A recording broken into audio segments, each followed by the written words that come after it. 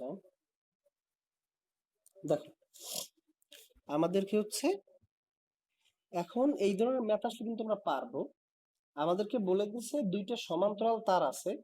Rajshahi cadet কলেজের 1 নম্বরটা নিয়ে আমরা যে ঝামেলাটা পাচ্ছিলাম, দুইটা সমান্তরাল তার আছে, এই একটা তার এই একটা তার। এই দুটো সমান্তরাল তারের মধ্যে 1 মিটার হচ্ছে তাদের দূরত্ব, এই তার দুটোর মধ্যে দূরত্ব হচ্ছে 1 মিটার, মানে আর এর মান হচ্ছে 1 মিটার।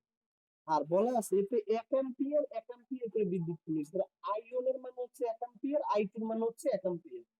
আর বলা হয়েছে এদের প্রতি মিটারে কতটুকু বল কাজ করবে, তার মানে দৈর্ঘ্য এল হচ্ছে 1 মিটার, এর প্রতি মিটারে কতটুকু কতটুকু বল কাজ করবে এই প্রতি 1 মিটারের মধ্যে মধ্যে, ফলে এল এর মান হচ্ছে 1 মিটার। আমি যদি এটাকে যদি বসাই দেই, আমার সূত্রটা হচ্ছে দুইটা সমান্তরাল তারের মধ্যবর্তী যে বিকর্ষণ বল বা যে আকর্ষণ বল, যদি বিদ্যুৎ প্রবাহ যদি বিপরীত দিকে থাকে তাহলে এক রকমের বল হবে, আর বিদ্যুৎ প্রবাহ একই দিকে থাকলে ভিন্ন রকমের বল হবে। সেই যে আকর্ষণ বা বিকর্ষণ যে বলটা, সেই বলটা বের করার সূত্র আমি ইন্টারমিডিয়েট বই থেকে বলছি। বলো। হ্যাঁ হ্যাঁ হ্যাঁ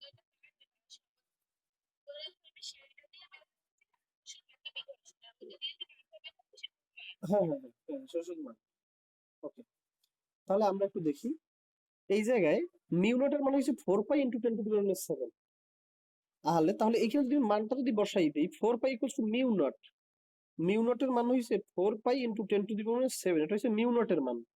আইওন এর মান হচ্ছে 1 অ্যাম্পিয়ার, আই2 এর মান হচ্ছে 1 অ্যাম্পিয়ার, এল এর মান হচ্ছে 1 মিটার। বলা হয়েছে 1 মিটার দৈর্ঘ্যে কতটুকু বল কাজ করবে, তার মানে হচ্ছে কি বলা হয়েছে আমার 1 মিটার দৈর্ঘ্যে কতটুকু বল কাজ করবে, ফলে এল এর মান হচ্ছে আমার 1 মিটার।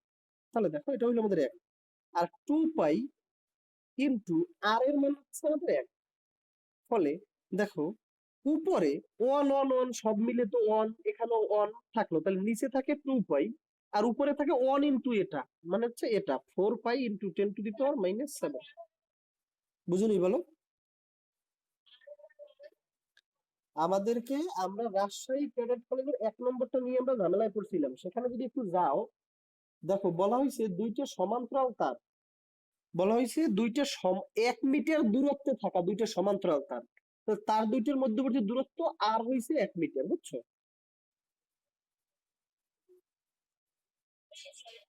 এই যে 1 মিটার দূরত্বে মানে আর এর মানে হচ্ছে 1 মিটার, দুই সমান্তরালের মধ্যে দিয়ে প্রত্যেকটার মধ্য দিয়ে 1 অ্যাম্পিয়ার বিদ্যুৎ প্রবাহিত হয়েছে, তাহলে I1 ও 1 অ্যাম্পিয়ার, I2 ও 1 অ্যাম্পিয়ার। বলা হয়েছে প্রবাহের জন্য প্রতি মিটারে কি পরিমাণ বল কাজ করবে, তার মানে এল এর মান হচ্ছে 1 মিটার, দৈর্ঘ্য হচ্ছে 1 মিটার, প্রতি 1 মিটারে কি পরিমাণ বল কাজ করবে।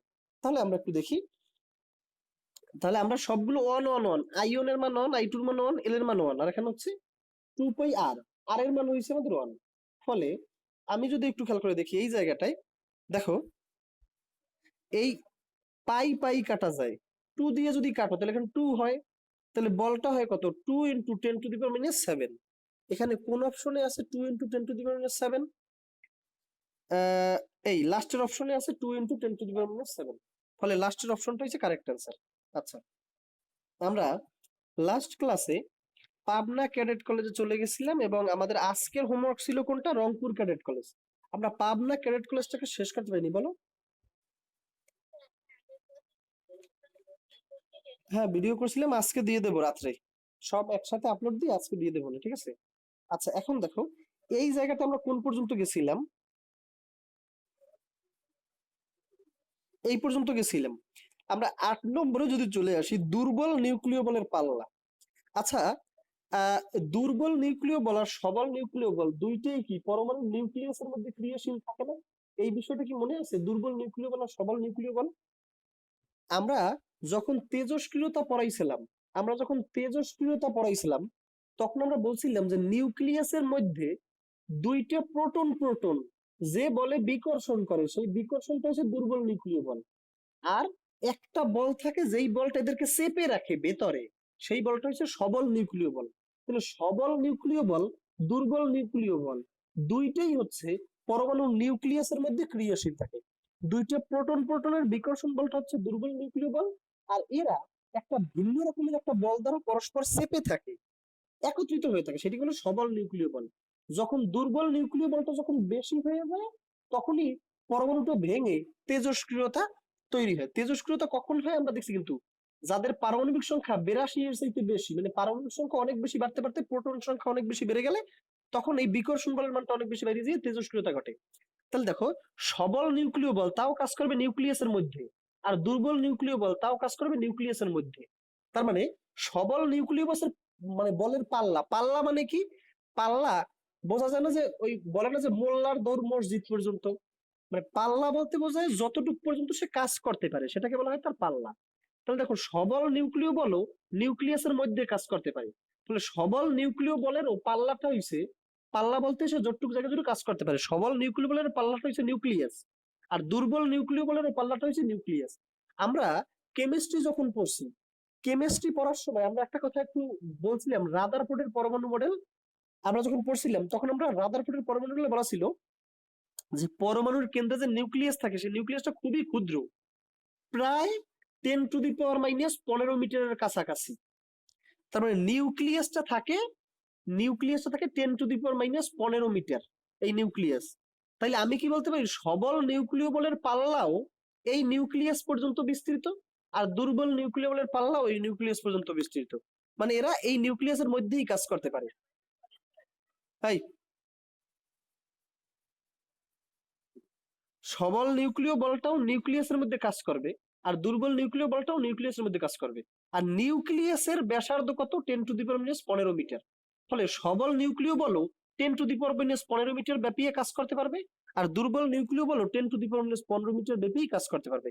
ফলে সবল নিউক্লিয় বলের পাল্লাও হয়েছে 10⁻⁻15 মিটার, আর দুর্বল নিউক্লিয় বলের পাল্লাও হয়েছে 10⁻⁻15 মিটার। ফলে এখানে দুর্বল নিউক্লিয় বলের পাল্লা হয়েছে 10⁻⁻15 মিটার। খ হবে অ্যান্সার। আচ্ছা, এবার আমরা চলে যাই 9 নম্বরে।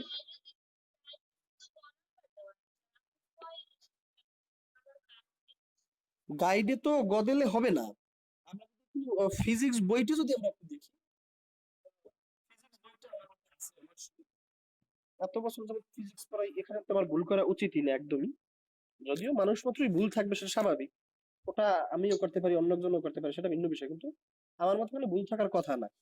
আমরা যদি 3 অধ্যায়ে যদি চলে যাই, এই যে দেখো দুর্বল নিউক্লিয় বল, ও এখানে দেওয়া আছে দুর্বল নিউক্লিয় বলের পাল্লা 10⁻18 মিটার। পূর্বের বইতে দেওয়া ছিল 10⁻15 মিটার, আর বর্তমান বইতে দেওয়া আছে 10⁻18 মিটার। এই নতুন বইতে, বুঝছো, এজন্য ওটার অ্যান্সার 10⁻18 মিটার দাগাইছে। মানে হচ্ছে নিউক্লিয়াসের ব্যাসার্ধটা বর্তমান বইতে 10⁻18 মিটার ধরে নেছে, যদিও এটা পূর্বের বইতে দেওয়া ছিল 10⁻15 মিটার। তাহলে আমরা 10⁻18 মিটারকে কারেক্ট আনসার হিসেবে ধরে নেবো বর্তমান বই হিসেবে। ক্লিয়ার? বর্তমান বই হিসেবে 10⁻18 মিটার হচ্ছে কারেক্ট আনসার, আর পূর্বের বইতে দেওয়া ছিল 10⁻15। এখন দেখো, পৃথিবীর কেন্দ্রে জি এর মান কত? 0।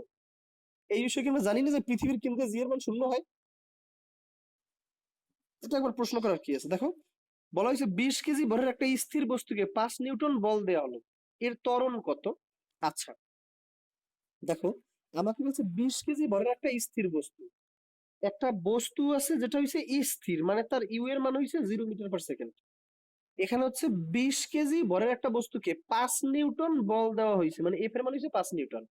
এখন বলা হয়েছে ত্বরণ কত। আমরা একটা ওখানে 5 নিউটন দিয়ে এখানে দেওয়া আছে, এখানে 500 হবে। ওকে ওকে, কথা বলো না, 500। ওকে, 500, হ্যাঁ 500। আমরা জানি এতে বলছে এর ত্বরণ 4, আমরা জানি F equals to M A. তাহলে এ ইকুয়ালস টু কি? F by M. এফ এর মান হচ্ছে 500, আর এটার মান হচ্ছে 20। তাহলে আমার কত হয়? 25। তার মানে এক নম্বরে বলছে ত্বরণ 4, আর আমি দেখতে পাইছি ত্বরণ 25। তার মানে 1 নং কথাটা সঠিক না, 1 নংটা ভুল। এবারে আসিনি 2 নং এ। বলো বলো বলো।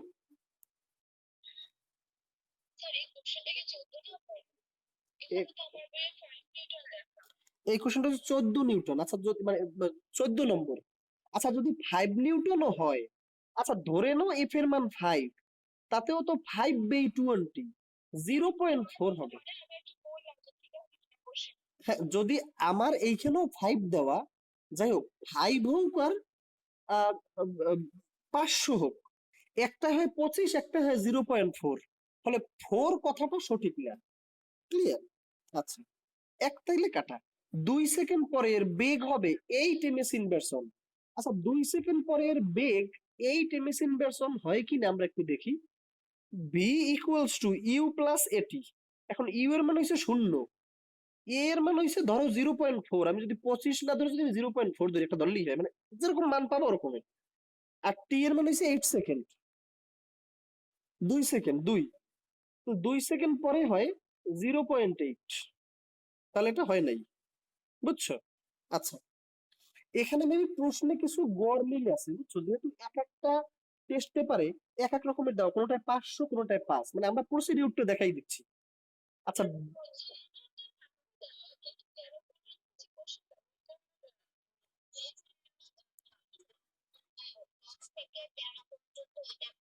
আচ্ছা, কথা বলো না, কথা বলো না। এখানের 1, 2, 3 কোনোটাই কারেক্ট অ্যান্সার না। যদি এখানে 0.4 হইতো আর 0.8 হইতো, যদি এখানে 0.4 হইতো আর 0.8 হইতো, তাহলে 1 আর 2 কারেক্ট অ্যান্সার হইতো। অ্যান্সার দিছে কোনটা? 1 আর 2। এখানে কমন মার্কসই আসবে, কারণ এখানে 0.4 আর 0.8 হইলে এই দুটো সঠিক ছিল। কারণ 0.4 দেওয়া নেই, 4 দেওয়া আছে, 0.8 দেওয়া আছে, 0.8 দেওয়া নেই, তাহলে একটা কমন মার্কসে চলে আসবে, কিছুই নেই এটা। আচ্ছা, বলা হয়েছে ইউরেনিয়াম 235 এর অর্ধায়ু কত? এটাকে মুখস্থ করবা, কারণ এটা জ্ঞানমূলক প্রশ্ন। এর ভেতরে এটার অ্যান্সার কত দেওয়া আছে? ইউরেনিয়াম 235 এর অর্ধায়ু কত দেওয়া আছে? ক নম্বর? 450 মিলিয়ন বছর। এটাকে মনে রাখবা, এটাকে মনে রাখবা, মুখস্থ করবা, কারণ এটা হচ্ছে একমাত্র জ্ঞানমূলক প্রশ্ন, এটাকে বোঝানোর কিছু নাই। কোন বস্তুর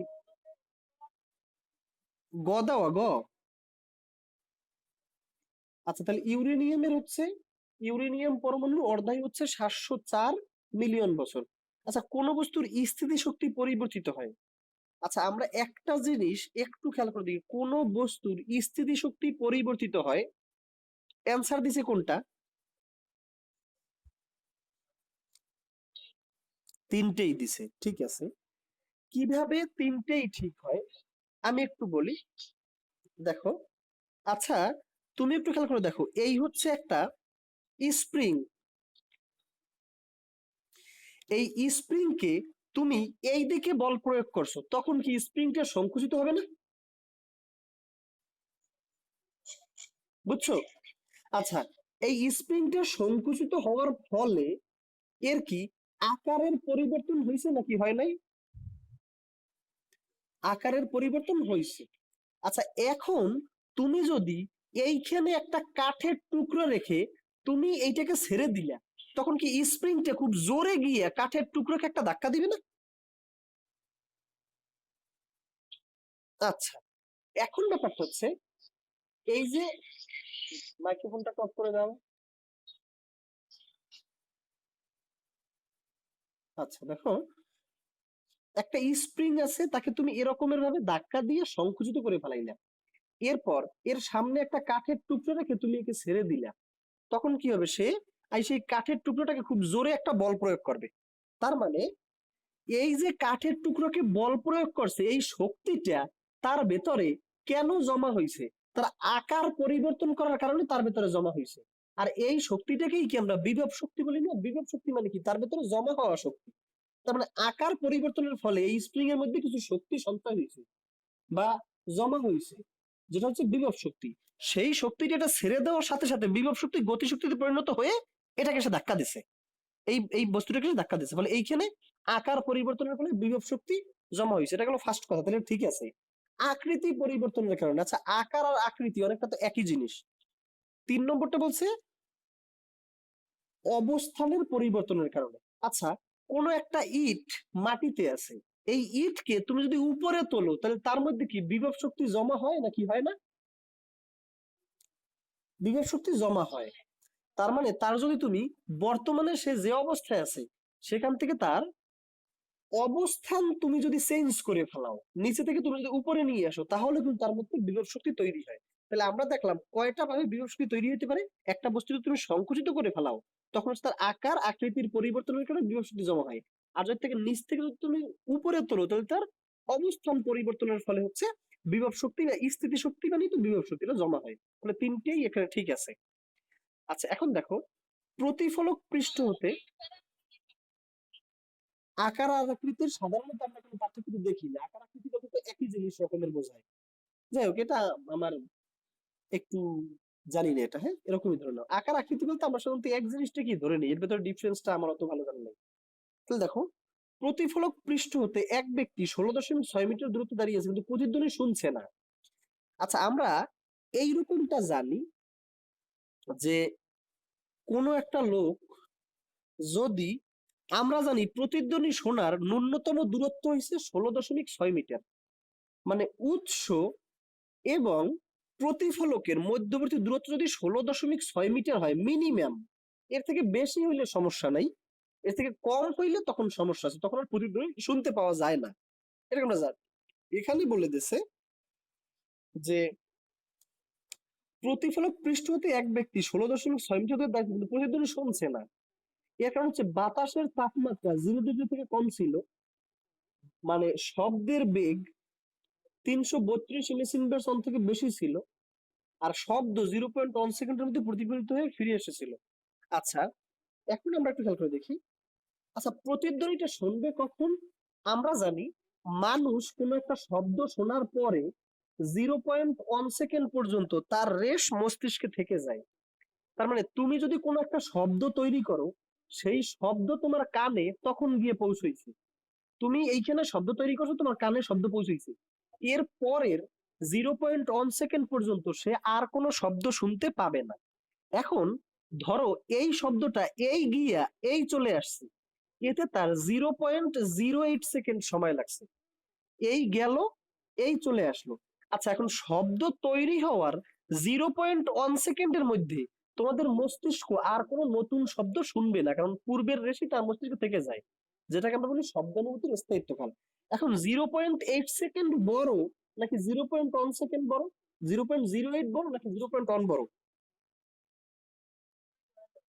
তার মানে তার মানে তুমি 0.1 সেকেন্ড পর্যন্ত তোমার মস্তিষ্ক কিছু শুনবে না, কিন্তু এই শব্দটা কি 0.1 সেকেন্ডের পূর্বেই চলে আসছে না, 0.8 সেকেন্ড মানে কি 0.1 এর আগেই চলে আসছে, তখন কি তোমার মস্তিষ্ক এই শব্দটাকে শুনবে নাকি শুনবে না?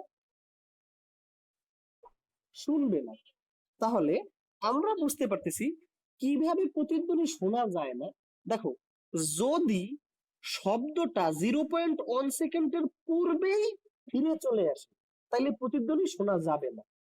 আচ্ছা যদি শব্দের বেগ বেড়ে যায়, শব্দের বেগ যদি বেড়ে যায় তো দ্রুত যাবে, দ্রুত চলে আসবে, তখনই তো কেবলমাত্র 0.1 সেকেন্ডের পূর্বে কানে চলে আসতে পারে নাকি? শব্দের বেগ যদি বেড়ে যায় তাহলে দ্রুত যাবে, ধাক্কা খাইয়ে এবার দ্রুত ফেরত আসবে, তখনই তো 0.1 সেকেন্ডেরও আগেই কানে চলে আসা সম্ভব, সম্ভব না? বুঝছি, ক্লিয়ার? তাহলে দেখো, যদি 0.1 সেকেন্ডের পূর্বে কানে চলে আসে তাইলে আমরা প্রতিধ্বনি শুনতে পাই না। যদি শব্দের বেগ আমি বাড়াইয়ে দেই তাহলেই কেবলমাত্র এই ঘটনা ঘটে, আমি শুনতে পাবো না। অথবা যদি আমি আহ এই এই দুইটাই তো, অথবা যদি আমি বায়ুর তাপমাত্রা আমি যদি বাড়াইয়ে দিই। আচ্ছা বাতাসের তাপমাত্রা বাড়াই দিলে কি ঘটবে? আমরা জানি বাতাসের তাপমাত্রা বাড়াইলেই শব্দের বেগ বেড়ে যায়। তাহলে দেখো, সে প্রতিধ্বনি শোনার ন্যূনতম দূরত্বে দাঁড়াইয়ে আছে, তারপরও প্রতিধ্বনি শুনতে পাইতেছে না। এর কারণ হতে পারে কি? এর কারণ হতে পারে শব্দের বেগ বেশি হয়ে গেছে, 332-এর থেকে বেশি ছিল, ফলে তাড়াতাড়ি করে চলে আসছে। শব্দ 0.1 সেকেন্ডের মধ্যেই প্রতিফলিত ফেরত চলে আসছে, 0.1 সেকেন্ডের মধ্যে মানে কি এর পূর্বেই ফেরত আসছিল। 2 আর 3 হয়েছে আমাদের কারেক্ট অ্যান্সার। আর একে বলছে বাতাসের তাপমাত্রা 0 ডিগ্রি থেকে কম ছিল। আচ্ছা বাতাসের তাপমাত্রা যদি আমি কমাই দিই তাহলে তো শব্দের বেগ আরো কমবে, কমলে তো কোনো সমস্যা নেই, শব্দের বেগ বেশি হইলে সমস্যা আছে, তখন শুনবে না। তাহলে 2 আর 3 হয়েছে কারেক্ট অ্যান্সার। আমরা কি বুঝতে পারছি?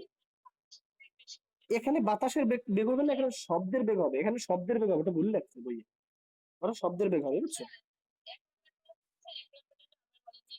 আচ্ছা আমরা কি জানি, যদি শব্দের বেগ বাইরে যায় তাহলে প্রতিধ্বনি শোনে, নাই তো?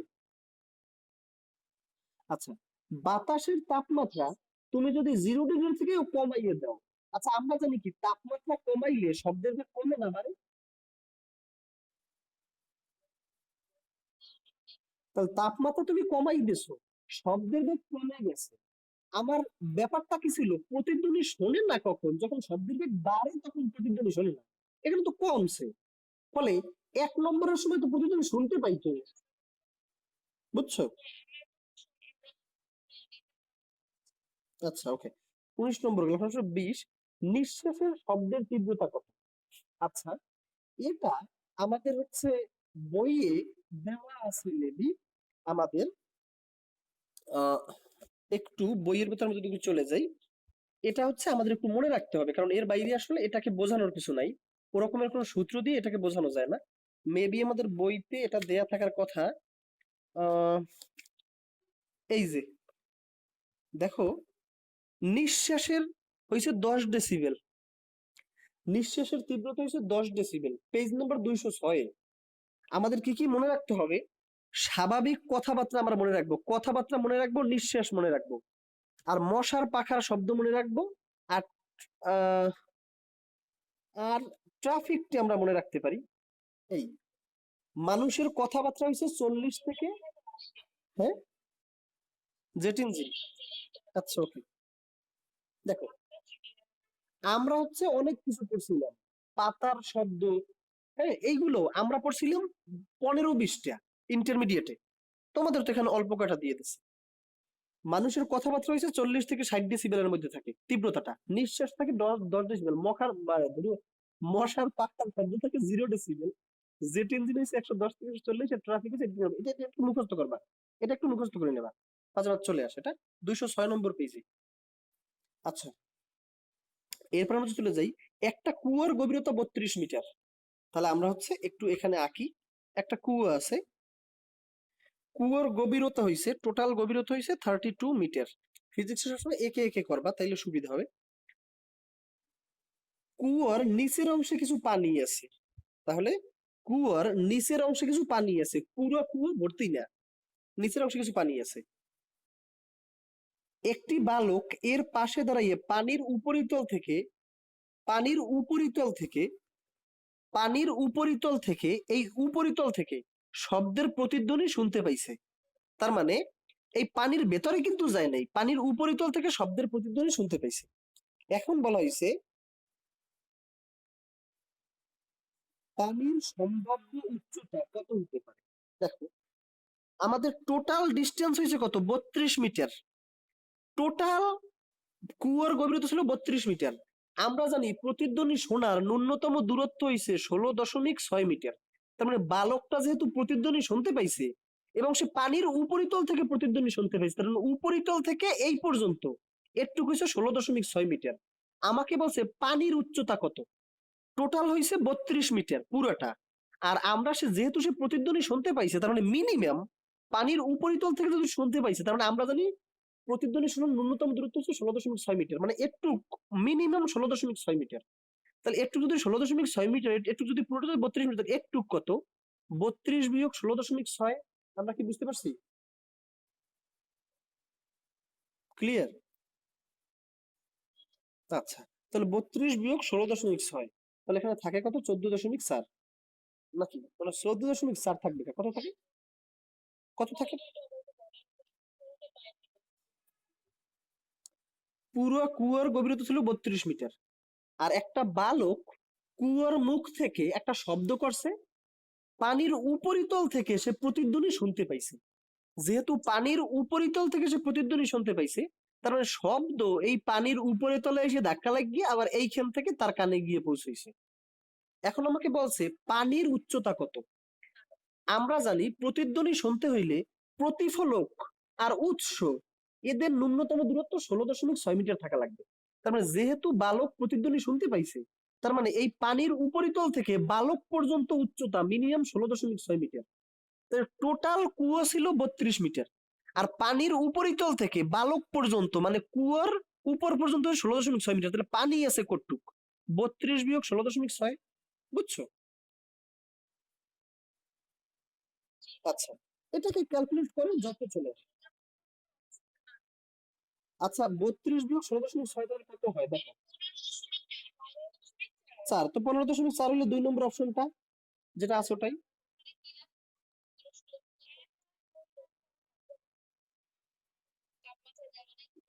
মানে বলছে যে এখানে শুধু তাপমাত্রার কথা বলে না, বলছে এখানে তাপমাত্রা দেওয়া নাই, তবে তাপমাত্রা দেওয়া থাকলে আরো ভালোভাবে বের করা যায় এই জিনিসটা কিছু।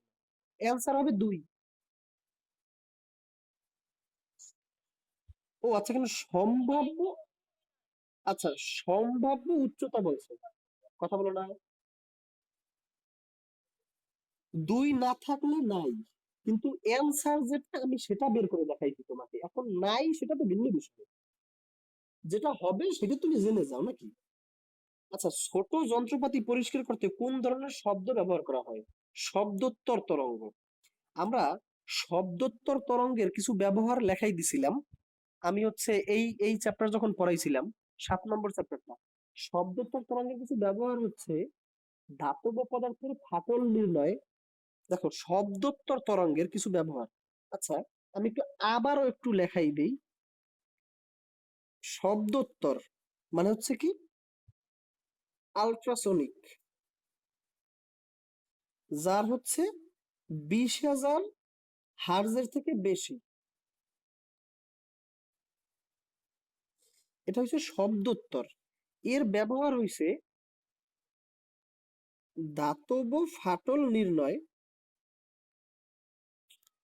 2 নম্বরে হইছে নদীর গভীরতা নির্ণয়, নদী বা সাগর।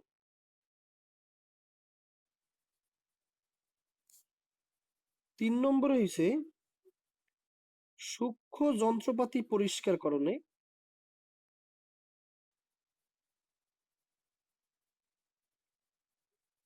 এই 3টে হইছে মেইন ব্যবহার। শব্দোত্তর তরঙ্গের মেইন ব্যবহার হচ্ছে এই 3টা। একটা হচ্ছে ধাতব ফাটল নির্ণয়, একটা হচ্ছে নদীর গভীরতা নির্ণয়, একটা হচ্ছে সূক্ষ্ম যন্ত্রপাতি পরিষ্কার করানোর কাজে হচ্ছে আমরা শব্দোত্তর তরঙ্গ ব্যবহার করে থাকি। শব্দোত্তর তরঙ্গ মানে কি, যার হচ্ছে কম্পাঙ্ক হচ্ছে 20,000 হার্জের থেকে বেশি, তাকে আমরা বলি শব্দোত্তর তরঙ্গ। এখন আসি শব্দেতর তরঙ্গ কি কাজে ব্যবহৃত হয়। শব্দেতর, শব্দেতর মানে কি 20 হার্জের চেয়ে কম। মানুষ 20 হার্জ থেকে 20,000 হার্জ পর্যন্ত শুনতে পায়, এর থেকে কমটাকে বলি শব্দেতর বা প্যানাসোনিক। 1 মিনিট। 20,000 হবে এখানে, 20,000 হার্জ থেকে বেশি। 20,000 হার্জ থেকে বেশি কোনটা হলে, হ্যাঁ দাতব ফাটল নির্ণয়, নদীর গভীরতা অথবা সাগরের গভীরতা নির্ণয়, আর হচ্ছে কি তোমাদের সূক্ষ্ম যন্ত্রপাতি পরিষ্কার করার কাজে এটা ব্যবহৃত হয়। এখন হচ্ছে আর শব্দেতর এর ইংরেজিটা হচ্ছে প্যানাসোনিক। শব্দেতর হচ্ছে 20,000 থেকে কম। আচ্ছা, এই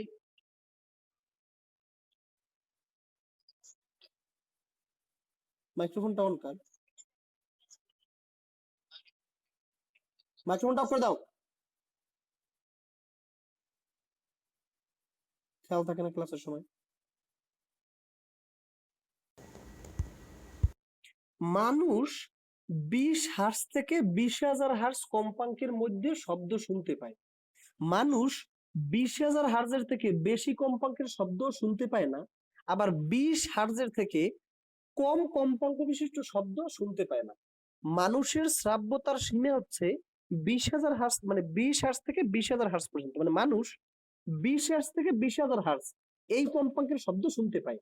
এর থেকে বেশি কম্পাঙ্কের শব্দ সে শুনতে পায় না, এর থেকে কম কম্পাঙ্কের শব্দ সে শুনতে পায় না। এজন্য এই বেশি কম্পাঙ্কের শব্দ 20,000 থেকে বেশি যারা, এটাকে বলা হয়েছে শব্দোত্তর। আর 20,000 থেকে কম যারা, এদেরকে বলা হয়েছে শব্দেতর। শব্দেতর আর শব্দোত্তর। তো এখন এখানে তাহলে শব্দেতর হয়েছে কি 20,000 থেকে কম, এটা হচ্ছে শব্দেতর।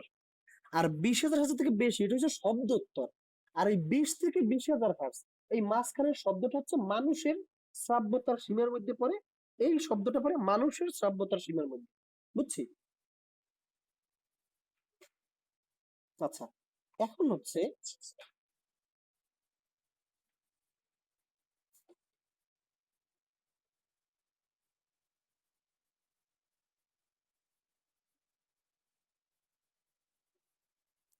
ওকে, দেখো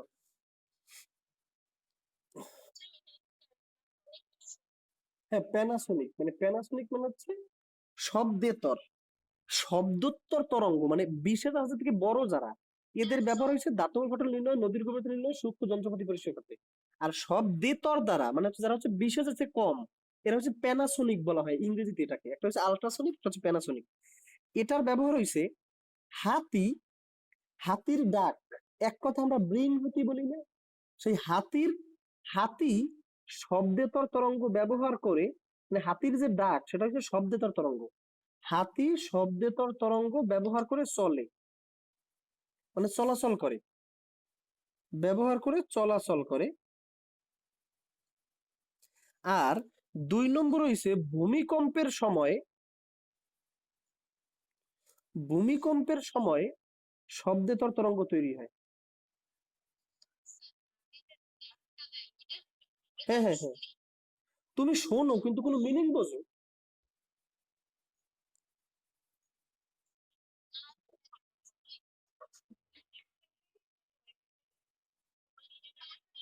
আচ্ছা, তুমি সব শব্দই তো শুনতে পাও। আচ্ছা, মাঝে মাঝে বিয়ে বাড়িতে যখন হাই বিটে গান বাজে, তখন শুধু বাদ্যই শোনা যায়, কিন্তু আসলে কি গান বাজতেছে তা আর শোনা যায় না। এইরকম মাঝে মাঝে হয় না? তখন দেখবা যে মোটামুটি দেয়াল টেয়াল সব কাঁপতেছে, এরকম অবস্থা। হাই বিটে যখন গান ছাড়ে, বক্স কাঁপে, মনে হয় যে দেয়াল টেয়ালও কাঁপতেছে, কিন্তু তুমি কিছু শুনতেছো না, শুধুমাত্র বাদ্য বাজনার তালে আছো। তো ওই ক্ষেত্রে শব্দোত্তর তরঙ্গ তৈরি হয়, মানে কম্পন 20,000 হার্জের থেকে বেশি হয়ে যায়। ফলে তুমি শুনতেছো কিছু একটা গাইতেছে, কিন্তু কি গাইতেছে তা শোনার সামর্থ্য তোমার নেই। বুঝছি?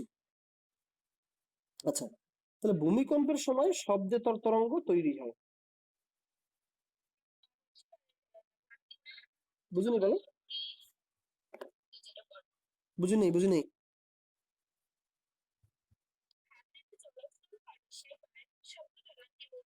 মুখ দিয়ে যে শব্দটা তৈরি করে সেটা হচ্ছে বৃংহতি, যেটা হাতির ডাক, সেটা হচ্ছে শব্দেতর তরঙ্গ। তুমি শুনতে পাও হয়তো বা, কিন্তু তুমি বুঝতে পাও না। তুমি শুনতে পাও, হয়তো তুমি বুঝতে পাও না, এরকম একটা ব্যাপার। কিন্তু সেটা কম্পাঙ্ক খুবই লো ফ্রিকোয়েন্সি থাকে। ঠিক আছে? আচ্ছা, এই দুইটা ক্ষেত্রে ব্যবহৃত হচ্ছে, বলো। বাদুর ইউজ করে শব্দোত্তর, বাদুর ইউজ করে শব্দোত্তর। হ্যাঁ, এই তো এখানে ব্যবহারের মধ্যে আর একটা লিখতে পারি যে বাদুর শব্দোত্তর তরঙ্গ ব্যবহার করে। আচ্ছা হ্যাঁ, ওই তো প্রতিধ্বনি শুনতে পায়, ওটা দেখাবো না, যাই হোক আমরা তখন 7 যখন পড়ছিলাম তখন দেখাবো। এখন হচ্ছে আমরা কিছু গুরুত্বপূর্ণ তথ্য লিখে নেই। মানুষ শ্রাব্যতার সীমা 20,000 হার্জ পর্যন্ত। কুকুর, মানুষের শ্রাব্যতার সীমা হচ্ছে 20,000 হার্জ পর্যন্ত, মানুষ 20,000 হার্জের থেকে বেশি শব্দ শুনতে পায় না। কুকুরের শ্রাব্যতার ঊর্ধ্ব সীমা 35,000 হার্জ পর্যন্ত, মানে কুকুর 35,000 পর্যন্ত শব্দ শুনতে পায় এবং সে বুঝতে পারে।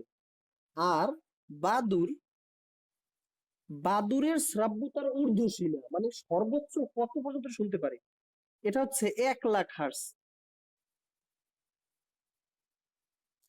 1,00,000 হার্জ পর্যন্ত বাদুর শুনতে পায়। ফলে এই বিষয়টা আমাদের এমসিকিউ এর জন্য মোস্ট ইম্পর্টেন্ট অন।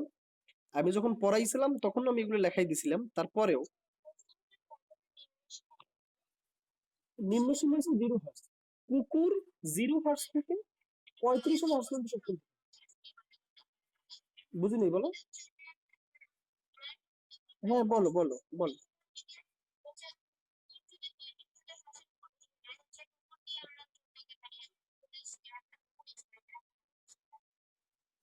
আচ্ছা, দেখো, আমরা জানি কুকুরের ঘ্রাণ শক্তি প্রখর।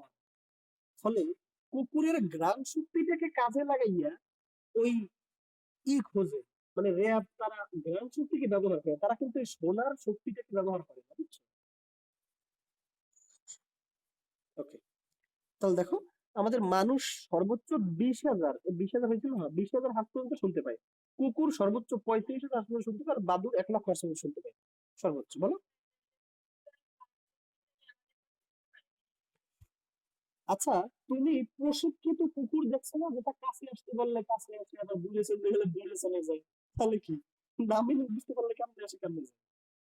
বুঝছো? আচ্ছা,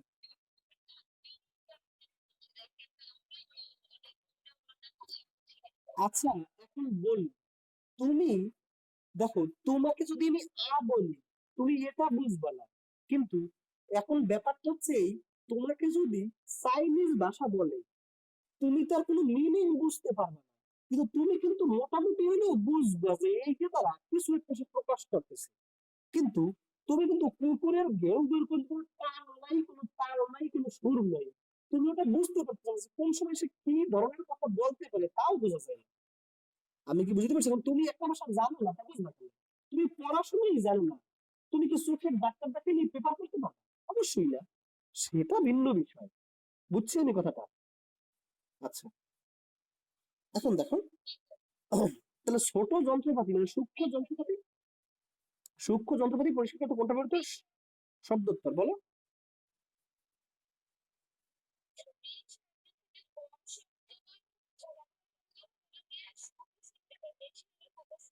হ্যাঁ, কিন্তু 35,000-এর থেকে বেশি হইলে কুকুর শুনবে না। 35,000-এর বেশি হইলে কুকুর শুনবে না। আচ্ছা, যাই হোক, আমরা এখানে চলে আসি। একটা নির্দিষ্ট উচ্চতা থেকে একটা পাথর অপর একটা পাথরের উপর পড়লো, শক্তির রূপান্তরের কোন কোন ক্রমটি ঘটে? এখানে আমাকে কি কি বলছে দেখো। এই হচ্ছে একটা পাথর, একটা নির্দিষ্ট উচ্চতা থেকে এই পড়লো, পড়লো কার উপরে? আর একটা পাথরের উপরে। এইখানে শক্তির রূপান্তরটা কেমন ঘটলো? আচ্ছা, এই প্রথমে পাথরে কি স্থিতি শক্তি জমা ছিল না? এই স্থিতি শক্তিটা ধীরে ধীরে গতি শক্তিতে রূপান্তরিত হয়ে এইখানে এসে যখন পাথরে পাথরে যখন ঘর্ষণ লাগলো, পাথরে পাথরে যখন ঘর্ষণ লাগলো, তখন কি হলো? এখানে কি একটা শব্দ তৈরি হলো নাকি হলো না? এখানে পাথরে পাথরে যখন ঘর্ষণ হইলো তখন একটা শব্দ তৈরি হলো। আবার পাথরে পাথরে যখন ঘর্ষণ হলো তখন কিন্তু একটা স্ফুলিঙ্গ তৈরি হলো। মানে হচ্ছে কি, একটা আলো তৈরি হলো, এরকম আমরা বলতে পারি। তাহলে প্রথমে ছিল স্থিতি, তাহলে আমরা একটু এখানে চেক করে দেখি। প্রথমে ছিল গতি, এই কথা ভুল। প্রথমে ছিল স্থিতি, স্থিতি থেকে গতি, গতি থেকে তাপ, আলো, শব্দ। আর আমি দেখি স্থিতি থেকে গতি, স্থিতি থেকে গতি, গতি থেকে শব্দ, আলো, তাপ। দেখো, স্থিতি থেকে গতি, গতি থেকে তাপ, শব্দ, আলো। আচ্ছা, আমরা এখন একটা বিষয় একটু খেয়াল করে দেখি, এর ভেতরে কোনটা হবে আমার সঠিক অ্যান্সার। আমাদের তিনটেই স্থিতি থেকে গতি, স্থিতি থেকে গতি, স্থিতি থেকে গতি। এখন আচ্ছা, অ্যান্সার কি? খ নম্বর দিছে।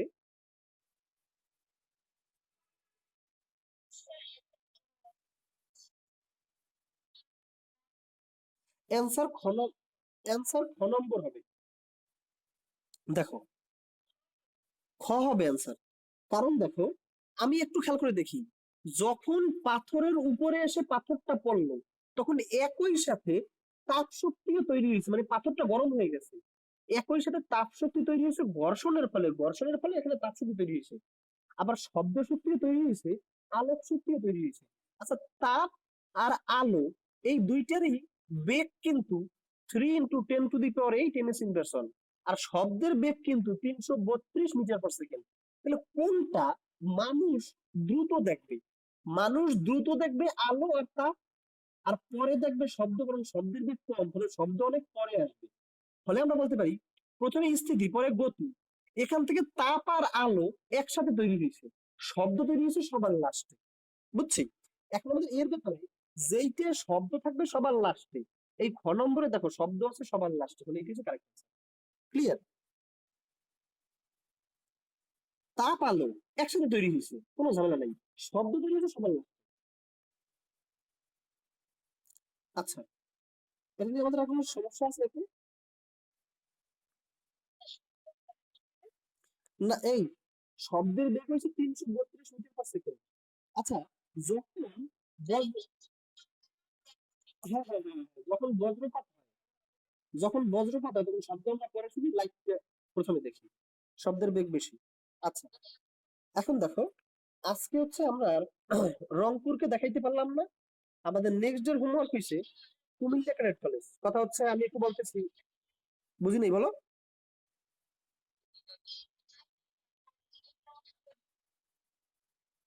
ইনফ্রারেড?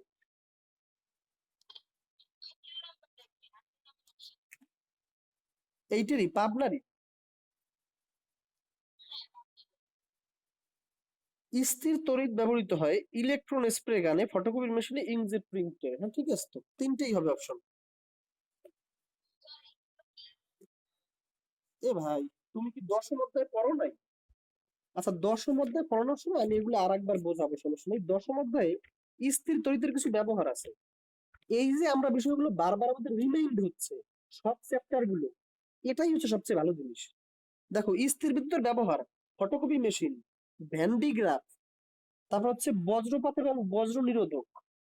এই সকল ক্ষেত্রে হচ্ছে এই যে স্থির বৈদ্যুতিক রং স্প্রে, এই যে স্থির বৈদ্যুতিক রং স্প্রে, এই সকল ক্ষেত্রে হচ্ছে স্থির বিদ্যুৎকে ব্যবহার করা হয়। কিভাবে ব্যবহার করা হয় আমি দশটা যখন পড়াবো, তখন রিভিশনে যখন যাবো তখন আমরা দেখবো, সমস্যা নেই। আচ্ছা, এখন দেখো, আমাদের নেক্সট ডে পড়া থাকলো, আমাদের আজকের পড়া ছিল রংপুর, আমাদের আজকের পড়া ছিল রংপুর। নেক্সট ডে পড়া থাকলো কুমিল্লা। আমি নেক্সট ক্লাসে রংপুর আর কুমিল্লা দেখাবো। এখন হচ্ছে আমাদের সৃজনশীলে, সৃজনশীলে আমরা কোন পর্যন্ত ছিলাম সেটা আমি চলে আসি। সৃজনশীলে আমরা, আচ্ছা সৃজনশীলে আমরা কোন থেকে কোন পর্যন্ত আমাদের পড়া ছিল সেটা একটু বলো।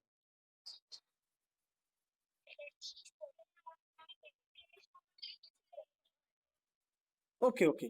আচ্ছা, 1 থেকে 30-এর মধ্যে কার কোনটায় সমস্যা আমি একটু দেখে লিখি। আচ্ছা, 1 থেকে 10-এর মধ্যে কার সমস্যা আছে?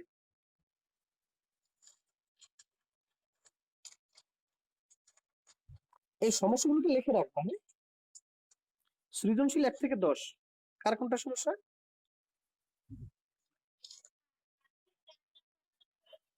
আচ্ছা, সাতের স্যার তারপরে 2-এর স্যার। আচ্ছা, একটু 2-এর স্যার, 6-এর স্যার, 7-এর স্যার, আর 7-এর 3। আচ্ছা, আর 1 থেকে 10-এর মধ্যে, আচ্ছা আমি বলি, এই একটু একটু একটু একটু যা সমস্যা আছে আমি দেখবো। 11 থেকে 20-এর মধ্যে কারো কোনো সমস্যা আছে? হ্যাঁ, 8-এর স্যার। 11 থেকে 20-এর মধ্যে কারো কোনো সমস্যা আছে? 5-এর কততে? 5-এর কততে সমস্যা?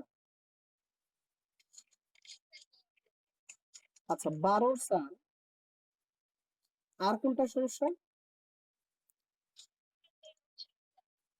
13-এর স্যার, 14-এর স্যার, যশোর হচ্ছে 19। এখানে হচ্ছে কত? গ ঘ। ওকে। আর কারো কোনো সমস্যা? এরে বাবা, এত সমস্যা হয় কেন?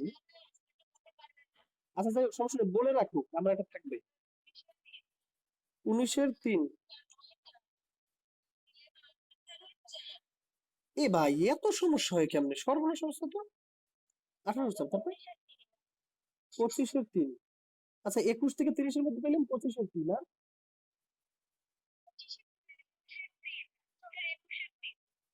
1 মিনিট, এই সবার একটু লাস্ট লাস্টে কেন? আমি যখন যখন জিজ্ঞেস করি তখন কেন হয় না? 21-এর,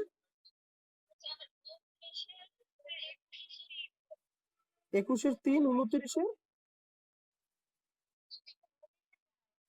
আচ্ছা 29-এর হচ্ছে 4।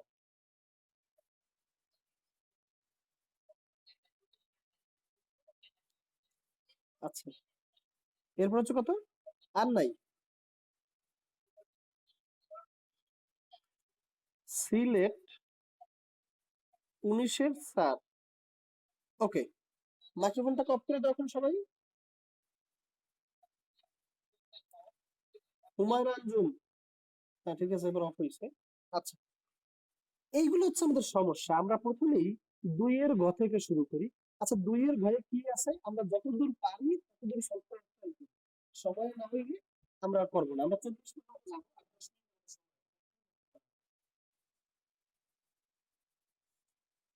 এই 2-এর ঘ হচ্ছে কোন বোর্ড একটু বলো? কুমিল্লা বোর্ড 19।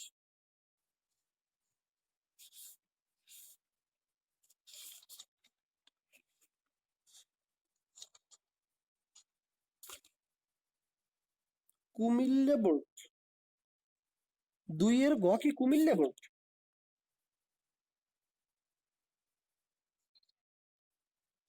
কুমিল্লা বোর্ড 19 না?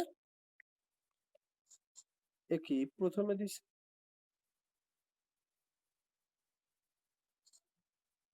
আচ্ছা, এখানে প্রথমে দিছে রাজশাহী বোর্ড, তারপরে দিছে যশোর বোর্ড। আচ্ছা, এইটাই এইটাই নাকি?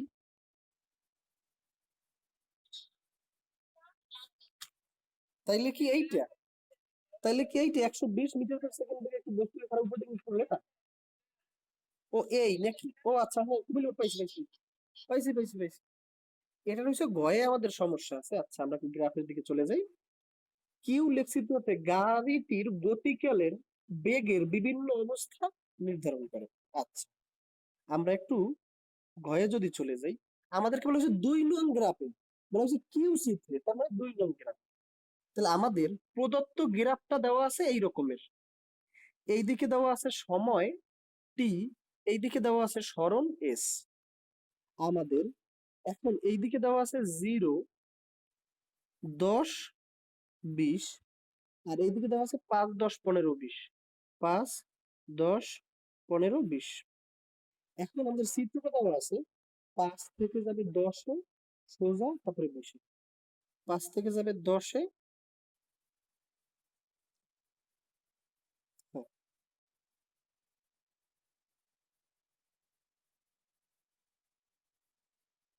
এই 10-এ, পরে গেল 10 থেকে 15-তে, 15 থেকে গেল 20-এ।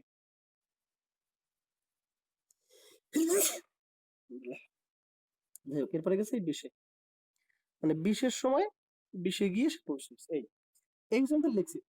আচ্ছা দেখো, যখন সময়ের মান 5 তখন সরণের মান 0। যখন সময়ের মান 5 তখন সরণের মান 0। যখন সময়ের মান যখন 10, সময়ের মান 10, সরণের মান কিন্তু 10। সময় 10, সরণও 10। এই এই এই বিন্দুতে সময় যখন 15 তখন সরণও 10। সময় 15-এর সময় সরণ 10। সময় 20-এর সময় সরণ 20। আচ্ছা, তাহলে আমরা প্রথমে একটু এখানে একটু বুঝে নিই। আমাকে এখানে বলছে গাড়িটির গতিকালের বেগের বেগের বিভিন্ন অবস্থা বিশ্লেষণ করতে হচ্ছে। বেগের বিভিন্ন অবস্থা, এটাকে দিছে আমার এ, এটাকে দিছে আমার বি, এটাকে দিছে আমার সি, এটাকে দিছে আমার ডি। আমরা একটু খেয়াল করে দেখি, বেগের বিভিন্ন অবস্থা তোমাকে বের করতে বলছে। আচ্ছা, এই সময় কি গাড়িটা চলমান নাকি চলমান না? সময়ের সাথে সাথে সরণ বাড়ছে। সময় 5 থেকে 10-এ গেছে, সরণ 0 থেকে 10-এ গেছে, তার মানে এইখানে বস্তুর একটা বস্তু চলতেছে। এখানে দেখো, সরণ যখন সময় 10 সেকেন্ড তখন সরণ 10, যখন সময় 15 সেকেন্ড তখনও কিন্তু সরণ 10। তাহলে এই সময় 10 থেকে 15-এর মধ্যে বস্তুর কি কোনো সরণ ঘটছে নাকি 10-এ ছিল 10-এই আছে বস্তু? 10-এ ছিল 10-এই আছে। ফলে এই জায়গাটায় কি বস্তু স্থির আছে। ক্লিয়ার? আচ্ছা, এই জায়গাটায় দেখো।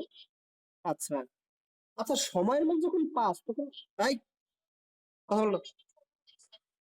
কে বলছে প্রথম থেকে শুরু হয়েছে? যখন সময়ের মান 0 তখন সরণের মান 0। যখন সময়ের মান 5 তখন সরণের মান কত? 0 নাকি? 5-এর সময় 0। সময়ের মান যখন 10 তখন সরণের মান 10। বুঝিনি বলো? একটুকু জায়গায় আমি বলি, হ্যাঁ, একটুকু জায়গায় গাড়ি স্থির। এই ওয়ে, ওয়েতে গাড়ি স্থির, এবিতে গাড়ি চলমান, আবার বিসিতে গাড়ি স্থির। কারণ বিসিতে বি বিন্দুরও এই 10 মিটার, আর সি বিন্দুরও এই 10 মিটার, তার মানে বি এরও 10, সি এরও 10। এখানে সরণ হয় নাই, মানে স্থির আছে। এখান থেকে সি থেকে যখন ডিতে গেছে তখন দেখো, সময়ের মান 15 থেকে 20-এ গেছে, আর সরণের মান 10 থেকে 20-এ চলে গেছে। তার মানে একটুকু জায়গায় কি সময়ও বাড়ছে, সরণও বাড়ছে। এই যে সময় গেছে 15 থেকে 20-এ, আর সরণ গেছে, এখানে ছিল 10, এখান থেকে গেছে 20-এ।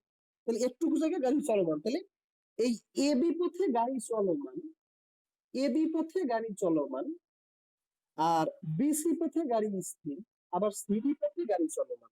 এখন আমাকে বলছে বেগের ব্যাপারটা আমাকে দেখতে বলছে। আচ্ছা, আমরা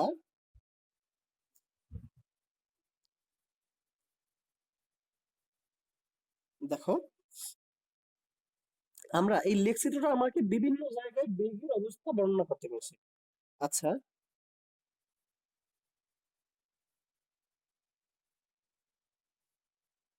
দেখো এখনো জয়েন করতেছে যাচ্ছে। ওকে, আমরা একটু দেখি। আমরা যদি এখানে যদি যাই, আমরা প্রথমেই লিখবো, আমরা জানি আমাকে যেহেতু বেগ বর্ণনা করতে বলছে, বেগ ইকুয়ালস টু কি, সরণ বাই সময়। এই কথা কি লেখা যায় না? বুঝছো? আচ্ছা, এ বি পথে, অর্থাৎ 5 সেকেন্ড থেকে 10 সেকেন্ড, এ বি পথে অর্থাৎ 5 সেকেন্ড থেকে 10 সেকেন্ড, এই সময়ে বেগ ভি ইকুয়ালস টু, দেখো এ বি পথে আমি চিন্তা করতেছি, এ বি পথে অর্থাৎ 5 সেকেন্ড থেকে 10 সেকেন্ডের মধ্যে এই সময়ে ভি ইকুয়ালস টু কত? ভি ইকুয়ালস টু হচ্ছে সরণ বাই সময়। আচ্ছা, 5 থেকে 10 সেকেন্ডের মধ্যে, 5 থেকে 10 সেকেন্ডের মধ্যে সরণ হয়েছে কত? 10 - 0। ছিল শূন্যতে, গেছে 10-এ। তাহলে কি 10 - 0, একটুকু তোর সরণ। আর সময় হবে কত? 10 - 5। এই 5 সেকেন্ড হয়েছিল তার সময়। বুঝছি? একটুক সময়, একটুক, 5 থেকে 10, তাহলে 10 - 5, 5 সেকেন্ড। আর সরণ হয়েছে কতটুকু? একটুক। তার মানে হচ্ছে এই এই 10 - 0, 10 - 0। বুঝছো? ক্লিয়ার? আচ্ছা, তাহলে এখন হবে কত? উপরে হবে 10, নিচে হবে 5, equals to 2 metre per second. আবার আমাকে সব সব জায়গার গতিশক্তি বলছে। আবার বিসি অংশে, বিসি অংশে মানে কি, পরবর্তী 5 সেকেন্ডে, বিসি অংশে কি 5 সেকেন্ড চলছিল 10 থেকে 15 পর্যন্ত। পরবর্তী আবার বিসি অংশে, অর্থাৎ পরবর্তী 5 সেকেন্ড বুঝলাম কেমনে? 10 থেকে 15, এই 5 সেকেন্ড বিসি অংশে। পরবর্তী 5 সেকেন্ডে বস্তুর সরণ ঘটেনি। আমি স্পষ্টভাবে দেখতে পেয়েছি বস্তুর সরণ 10 ছিল, 10ই আছে। বস্তুর সরণ ঘটেনি। তাই বেগ, এটাকে আমরা ধরে নেই ভি এ বি, এটাকে আমরা ধরে নেই ভি বিসি সমান সরণের মান কত? 0। 10 - 10, সরণের মান হচ্ছে 0। আর সময়ের মান কত? 15 - 10। উপরে যদি 0 হয়, ক্লিয়ার, অর্থাৎ বিসি পথে বস্তুর কোনো বেগ ছিল না। অতএব বিসি পথে বস্তুর কোনো বেগ ছিল না, কারণ আমাকে বেগের বর্ণনা দিতে বলছে। একইভাবে সিডি অংশে, সিডি অংশে বস্তু 10 মিটার থেকে 20 মিটার সরণে চলে গেছে। অতএব আমরা লেখাটা তো পারবো, বিসি অংশে বস্তুর সরণ ঘটে। ক্লিয়ার? এই সিডি অংশে, সরি, সিডি অংশে আমরা হচ্ছে সবকটা অংশ আমরা বর্ণনা করব। সিডি অংশে বস্তু মোট 20 - 15 ইকুয়ালস টু 5 সেকেন্ড চলে, এবং এই সময়ে সরণ হয়। আচ্ছা দেখো, সিডি অংশে, সিডি অংশে 15 থেকে 20, তাহলে 20 - 15, 5 সেকেন্ড। সরণ হয়েছে কত? 10 থেকে 20 হয়ে গেছে। তার মানে সরণ কত? সরণ হয় 20 - 10 ইকুয়ালস টু 10 মিটার। অতএব বেগ সমান হচ্ছে সরণ বাই সময়, মানে হচ্ছে 2 ms ইন দা সেকেন্ড। বুঝছি? বলো। ঢাল লাগবে না। এখানে আমাকে বলছে বেগের, আমাকে বলো, বলা হয়েছে কি, দেখো বেগের বিভিন্ন অবস্থা বিশ্লেষণ করো। তুমি হায়ার ম্যাথের সূত্র দিয়ে ঢাল বের করতে পারো, কিন্তু তুমি ঢাল বের করার কোনো ধরনের কোনো দরকার নেই, কোনো দরকারই নেই। তোমাকে শুধু বেগের বর্ণনা দিতে বলছে, তুমি বেগের বর্ণনা দিবা। এই তো, এইটাই তো শুধু বেগের বর্ণনা দিয়ে শেষ করে দিচ্ছে।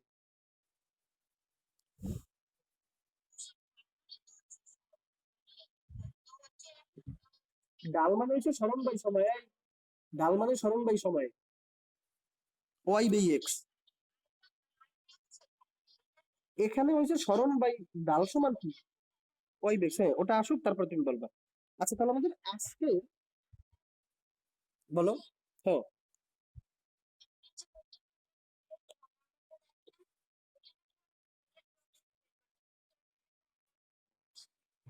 2 এর ঘ, তুমি সেম ভাবেই বের করবা। আমি তোমাকে বারবার যেটা বলি, তুমি সেম ভাবেই বের করবা, সেম ভাবেই বের করবা। আচ্ছা, এখানে এখানে একটা বিষয় খেয়াল করে দেখো। এই, এখানে বলছে এখানে দেওয়া আছে কি বেগ আর সময়। এই বিষয়টা তোমাদের 2 অধ্যায় পড়ানোর সময় অনেকবার বলছি। a equals to b by t, a equals to b by t, ফলে a ইকুয়ালস টু যেহেতু b বাই t, ফলে বেগ আর সময় এর তথ্য থেকে বা এর এই থেকে একখান যদি বেগ দেওয়া থাকে আর একখান যদি সময় দেওয়া থাকে তাহলে এটা কিন্তু ত্বরণ পাই। আর যদি সরণ আর সময় দেওয়া থাকে, আমরা জানি v equals to s by t, সরণ আর সময় দেওয়া থাকে আমরা বেগ বের করবো। দেখো এই যে হেমা যে প্রশ্নটা করলাম, এখানে বেগ আর সময় দেওয়া আছে, তাইলে বেগ আর সময় থেকে আমি কি নিয়ে কথা বলবো? ত্বরণ নিয়ে কথা বলবো। আর এইটাই কি দেওয়া আছে? এইটাই দেখো সরণ আর সময় দেওয়া আছে, তাহলে সরণ আর সময় থেকে আমরা বেগ নিয়ে কথা বলছি। ওকে, আজকের ক্লাস আমাদের এইখানেই শেষ হলো।